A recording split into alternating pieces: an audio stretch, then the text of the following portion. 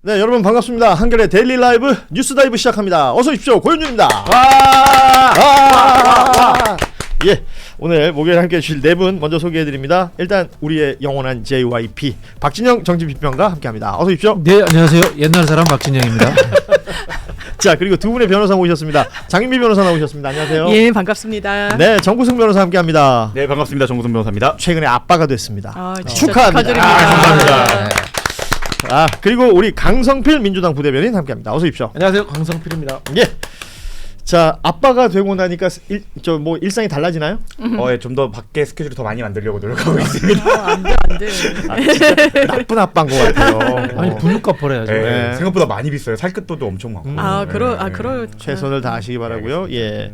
우리 정구성 변호사 아기가 저 SNS에 사진 올려놓은 거 봤는데 되게 이뻐요. 그럴 것 같아. 아빠가 이뻐서 잘생겼어. 커요. 태어날 때부터 커요. 네.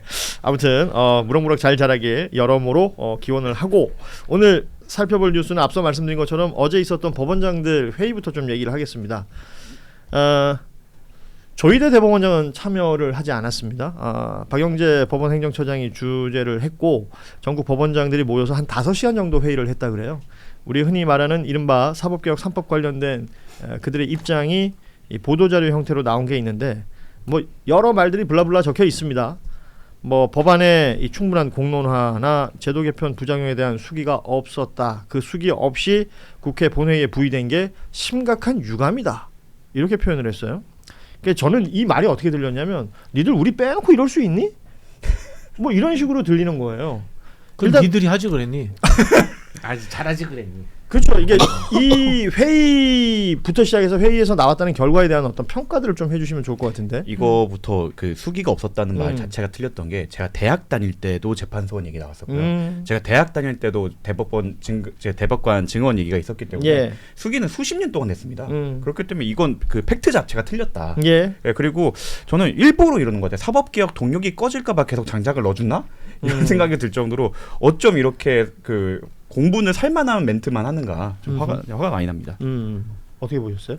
저는 말씀 주신 대로 대법관 증언이나 재판 소원이나 이 헌법 체계도 있고 뭐 이런 부분이 논의가 대단히 오래 지속됐는데, 그거를 알면서 누구보다 잘하는 조직이 이걸 사실상 받아들이기 싫으니까 국민들을 오도하게끔 하고 있다는 점에서 굉장히 나쁘다고 생각했고요. 제가 저번 방송 때 그때 아침 햇발이라는 그 칼럼 말씀 주시고 그걸 읽고 굉장히 맞다라고 생각한 게, 입법, 사법, 행정 중에 유일하게 간접 선출 방식으로 정당성을 확보하는, 대통령이 임명하는 대법원장. 헌법에 보면 헌법재판관과 대법관의 임명은 완전히 달리해요. 헌법재판관은 국회목, 대통령목, 대법원목 이렇게 돼 있지만 대법원은 그럴 수가 없는 거예요. 무조건 대법원장의 제청을 받아서 대통령이 임명하잖아요. 왜냐하면 그만큼 독립해주겠다는 건데, 보호해주겠다라는 건데, 그 대신 통제하는 게 주권자가 뽑은 최고 권력인 대통령이 대법원장은 임명한다. 근데 조희대를 임명한 윤석열에 대한 사법적인 단죄는 달라질 리가 없습니다. 내란의 주범이에요. 우두머리예요. 수괴예요. 그런데 그 정당성이 없는 대통령이 임명한 대법원장이 지금 이 자리에 있는 게 과연 맞느냐. 거기에 대해서 함구하면서 사법개혁에 대해서 이렇게 반발을 한다? 저는 맞지 않다고 생각합니다. 이게 중앙일보 보도에 있는 내용들 좀 소개해드릴까 하는데요. 이 회의에서 참여했던 법원장들이 했던 발언들이 소개가 되어 있습니다. 사법 후진국으로 갈 수 있는 길목이다. 지금도 후진국 아니에요? 민주주의 위기, 법치주의 후퇴, 이런 표현들이 등장했다 그러고, 그리고 전 제일 인상적이었던 게 우리를 검찰보다도 못하게 취급하고 있다. 검찰은 검찰 개혁한다면서 뭐 이것저것 한 1년 정도 뭐 하지 않았었냐. 우리는 이렇게 갑자기 우리하고 얘기도 안 하고 바로 국회에 이렇게 부의해버리는 부분에 대해서 검찰보다 못한 취급을 받고 있다라는 얘기들을 했답니다. 회의에 참석한 사람들이. 무슨 생각을 하고 있는 걸까요? 나쁜 생각하고 있는 거죠. 근데 일단 제가 알기로 이 사법 선진국이라고 하면 독일이라고 하잖아요. 근데 독일에서는 아주 오래전부터 뭐 저는 이 법 왜곡죄가 있었고, 저는 이제 법률가가 아니니까 일반인 상식에서 생각을 해보면, 쉽게 말해서 판검사도 무결점 인간이 아니잖아요. 그러면 이들도 법을 일부러 어떤 목적에 의해서 일부러 잘못 해석하고 적용하고 그러면 벌 받아야죠. 그게 나쁜 거예요. 그리고 독일 같은 경우도 보면 실제로 이 법 왜곡죄에서 처벌을 받는다는 것은 이제 가능성이 별로 낮고, 그러니까 경각심을 높이자는 것도 있고, 제가 과거에 국회에 있을 때 김영란법이 그때 생겼거든요. 그때도 김영란법에 대해서 어떤 평가가 있었냐면 지금 우리가 갖추어진 형법으로도 충분히 이 김영란법과 같은 효과가 있는데 이걸 왜 굳이 하느냐. 이게 경각심인 거예요. 그리고 저는 또 이 대법관 관련해 가지고 아니 맞다. 법 왜곡죄도 이것마저도 판검사들이 또 판단하는 거 아닙니까? 그렇죠. 그래서 저는 일반인 상식에서 왜 나쁜 것을 막자고 하는데 이걸 반대하지? 이게 좀 이상한 거고. 대법관 같은 경우도 뭐 이미 많이 알고 있습니다. 한국의 대법관은 대법원은 1년에 3만 건, 1인당 한 2천 건을 소화하거든요. 예. 그러니까 그 불속행이라고 합니까? 심리 불속행 심리 기각. 불속행. 그러니까 너무 일이 바쁘니까 한 70%가 심리 불속행이라는 거 아니에요. 그러니까 따지지만 그냥 없애버리는 거죠. 기각시켜버리는. 그러니까 한 사람의 인생이 걸린 문제에 대해서 맞아요. 그렇게 시간이 없다고 해버리고 일본이 1년에 수천 건인데 1인당 300건 정도 처리하고 미국은요. 연방 대법원이 70건 정도밖에 없고 한 사람당 10건이에요. 그리고 또 문제로 뭐라고 얘기를 하냐? 이재명 대통령이 뭐 이대로 따지면 뭐 22명을 임명한다. 근데 지금까지 대법관의 재직 기간 평균 보니까 5년에서 7년이 안 돼요. 미국 같은 경우는 종신이에요. 트럼프가 임명한 2명은요. 한 명은 48세에 됐고 한 명은 52세에 됐어요. 종신이에요. 그럼에도 불구하고 유지되고 있잖아요. 그래서 저는 이 사법부에서 본인들의 기득권을 깨부수는 거에 대해서 당연히 기분 나쁘겠죠. 하지만 왜 그렇게 지금까지 됐는지에 대해서 생각해 보면 이게 사실은 사법개혁이라는 단어가 등장하게 된 이유가 무엇입니까? 사법부가 불신을 심어줘 버렸다라는 맞습니다. 것이 가장 큰 건 아니겠어요? 그래서 저는 이런 법원장 회의나 뭐 이런 게 이루어지면 아니면 조희대 대법원장도 어느 자리에 적어도 기자들 앞에 서는 자리가 되면 제일 먼저 해야 될 게 이른바 그 성찰의 메시지, 반성의 메시지가 있어야 되는 것 같은데 그게 없어요. 뭘 알아야 성찰을 하지. 그러니까 역사의식이 없어요. 반성의 메시지가 나왔을 때가 한 번 있었습니다. 서부지법 폭동을 있을 때 그때 반성해서 우리가 그분들이 뭐 화내게 한 건 아니고 부족한 게 없는지 돌아보겠다. 놀라운 일이죠. 사실은 내란날 그거 얘기를 했어야 되고 거기에 대해 그리고 그 이재명 대통령에 대해서 사실은 후보를 없애려고 했었던 그거에 대해서는 하나도 발언을 안 하다가 서부지법 폭도들한테 오히려 반성 메시지가 나왔던 걸 보면은 정말로 하나의 정치 플레이어가 돼갖고 삐뚤어진 지금 상황이다라고 보여질 수밖에 없죠. 예. 그 우리 신진 평론가들이 현상과 현실을 너무 잘 짚어주시니까 저는 좀 철학적이고 때로는 사변적으로 차라리 이야기하는 저는 그런 걸 기대하고 있어요. 저도 너무 기대됩니다. 민주주의는 기본적으로 인간에 대한 의심입니다. 그래서 법률과 제도를 만드는 거거든요. 그런데 사법부를 믿어달라는 것만으로 이야기할 수 없는 거예요. 우리는 사법부를 끊임없이 의심하고 어떤 분들은 재판의 신성함을 이야기하는데 재판 결과에 대해서 민주주의는 의심해야 되는 겁니다. 그렇기 때문에 또 다른 제도와 절차를 만드는 것이고요. 저는 개인적으로 현재 사법개혁이라는 이 수준에 굉장히 미흡하다는 생각을 갖고 있고요. 사법개혁이 아니라 사법부의 민주화를 위한 완벽한 재구성을 저는 요구합니다. 지금의 근대 이 사법 체계라고 하는 것은 문맹률 90% 시절에 절대 왕정 옆에 있던 법률 전문가들이 만들어낸 엘리트 지배 구조의 하나의 통치 기구입니다. 그렇게 만들어진 거기 때문에 시민권적인 어떤 인간의 기본권을 보장한다는 근본 정신으로 다시 돌아가서 재구성돼야 된다. 그럼 어떻게 해야 되느냐? 저는 대통령제 국가에서만큼은 상권은 모두 다 선출되는 절차를 반드시 갖춰야 된다라는 말씀을 드리고 싶고요. 현행 제도에서도 당장전을 고쳐야 될 것이 대법관 선출 방식이라고 봅니다. 또 대통령이 임명하면 분명히 국회에 저는 비토권을 줘야 된다고 봅니다. 국회에서 임명하면 대통령에게 비토권을 줘야 되고요. 광범위한 비토권을 통해 가지고 완벽한 균형과 극단적인 양쪽에 있는 사람들이 들어와서 다양성을 빙자해서 이른바 깽판을 칠 수 있는 가능성을 최대한 배제하는 것. 왜? 우린 인간을 믿지 않고 의심하기 때문에. 그런 절차적 제도적 완결성을 우선적으로 저는 만들 필요가 있다라는 말씀 다시 드리고 싶어요. 추가적으로 지금 진행되는 것들은 사실은 뭐 재판 소원 뭐 이런 것들은 이제 지금 사법부 고위 이제 법관들한테도 문제가 있겠지만 진정한 사법개혁의 전 스타트는 결국 판결문 공개라고 생각을 합니다. 그래야 모든 법관들에 대해서 견제할 수가 있어요. 지금도 저희가 뭐 아시겠지만 판결문 받아보면 얘 안 읽었구나 하는 생각이 드는 판결문도 종종 나오거든요.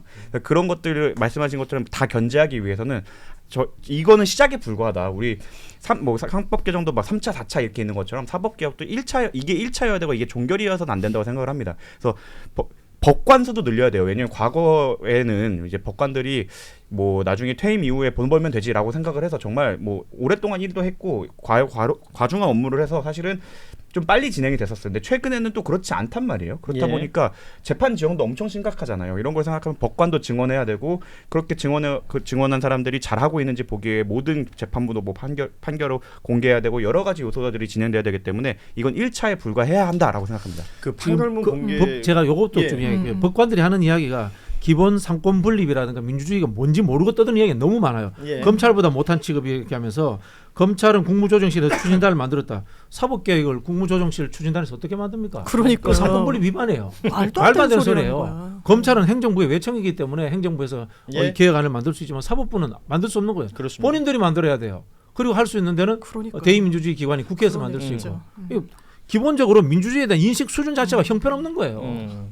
지금 그 판결문 공개 관련해서 좀 인상적인 그 페이스북 게시글을 하나 본 게 있는데 임재성 변호사가 지적해 놓은 거예요.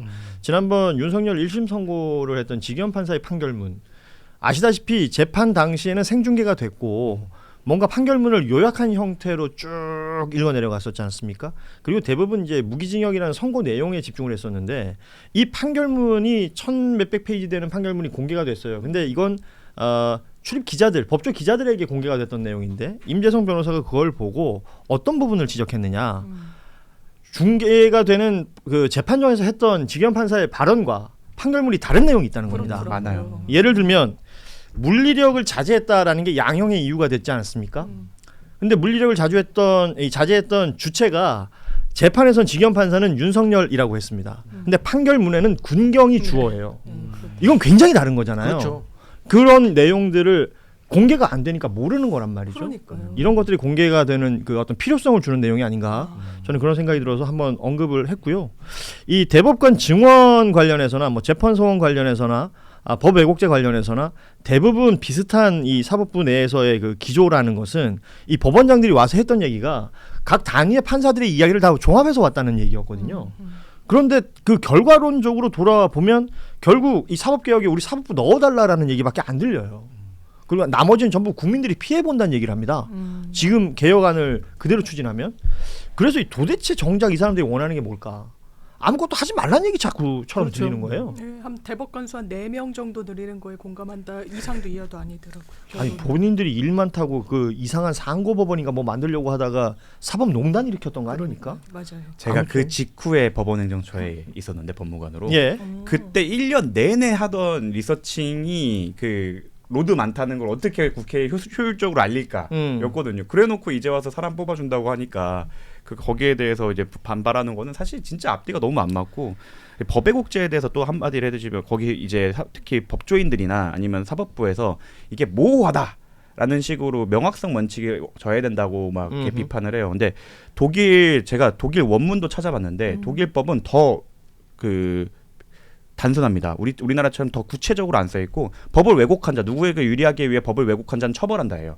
그럼에도 불구하고 잘 굴러갑니다. 왜냐하면 더 구체성을 요구하시는 분들이 많은데 법은 어쩔 수 없이 추상적일 수밖에 없어요. 사람을 살인한 자는 사형 또는 5년 이상의 징역을 처한다인데 살인에 대한 규정을 1호 칼로 한 경우 이렇게 다 해놓을 수가 없잖아요. 그거는 다 해석으로 되는 거고 그리고 해석 주체가 검사와 판사입니다. 그렇죠. 그런데 이거가 뭐가 명확하지 않다고 저는 하는지 모르겠고 사실은 거기에 대해서 그 법조인들이 필요가 없다고 하는데 저는 말씀하신 것처럼 위화적 효과도 있고 여러 가지 효과가 있기 때문에 그 초반에는 분명히 이걸로 뭐 걸고 넘어져서 고소고발이 많아질 수도 있어요. 부작용이. 근데 지금도 검사에 대해서 판사에 대해서 고소고발 엄청 많습니다. 그리고 그거 본인들도 모르게 각하되거나 기각하거나 날리는 경우도 많거든요. 그래서 큰 문제는 없을 거라고 생각하거든요. 그거 너무 침소봉대 갖고 막는 거는 법조인으로서 설득력이 떨어진다고 생각합니다. 지금 노태학 대법관, 그러니까 지금 중앙선관위원장 했던, 그러니까 지금 날짜는 진짜 며칠 안 남았죠. 일주일여 채 안 남았습니다. 임기가. 그러면 새로운 대법관을 제청해야 되는데 지금 조희대 대법원장이 안 하고 있잖아요. 근데 오늘 보니까 천대엽 전 법원행정처장을 중앙선관위원으로 이제 내정을 했다고 합니다. 그 천대엽 법원행정처장하고 저하고 선거관리 업무 누가 더 잘하는지 한번 토론해봤으면 좋겠어요. 왜 법관들이 다 가서 해? 그러니까요. 고민을 해봐야 돼요. 그러니까 왜 모든 게 이제 사법부로 규결이 되는 것인지 여기에서부터 또 생각을 해야 될 것들도 분명히 있는 것 같고요. 자, 사법부 얘기를 해봤는데 참 답 없다. 그래서 이제 법원 관련된 이 개혁에 대해서 지금 민주당이 주도하고 있는 내용들, 뭐 여러분 아시다시피 지금도 필리버스터가 진행되고 있는 게 법 왜곡죄 관련된 내용인데 뭐 조금 시간이 지나면 바로 표결에 또 들어갈 것 같습니다. 이 비슷한 장면들을 우리가 어제부터 이거 한 일주일 봐야 된다는 거 아니에요? 그렇죠. 지금? 3월 3일까지 예. 계속 봐야 된다는 거죠. 이 상황들이 계속 연출되고 있는데